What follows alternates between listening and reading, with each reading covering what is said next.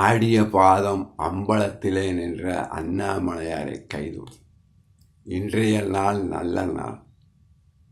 நேற்று நடந்த சம்பவங்களுக்கும் இன்று நடக்கின்ற சம்பவங்களுக்கும் நாளை நடக்கப் போகின்ற சம்பவங்களுக்கும் இறைவனது பெருங்கருணையே காரணம் என்று குருவானவர் தனது சீடர்களுக்கு பாடம் புகட்டி கொண்டிருக்கின்றார்.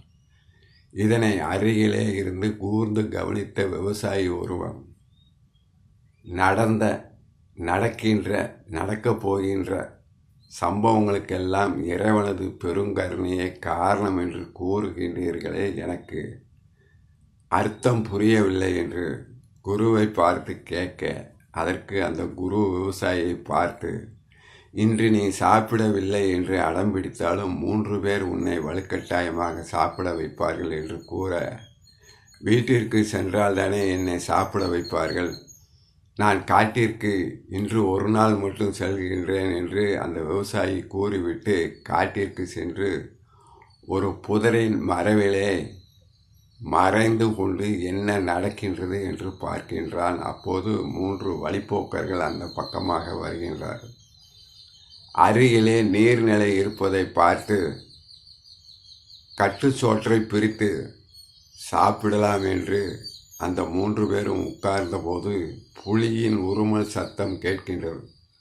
உயிர் பயத்திலே அவர்கள் சாப்பிடாமலே சென்று விடுகின்றார்கள்.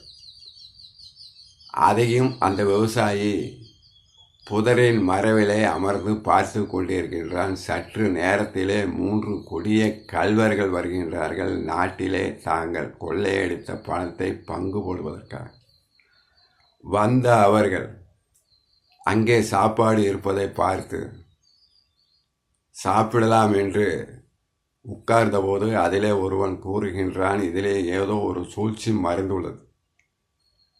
நம்மை கொல்வதற்காக இந்த சாப்பாட்டிலே யாரோ விஷம் கலந்து வைத்துள்ளார்கள் என்று கூறிக்கொண்டிருந்த போதே அந்த திருடர்களின் ஒருவன் அந்த விவசாயியை பார்த்து விடுகின்றான்.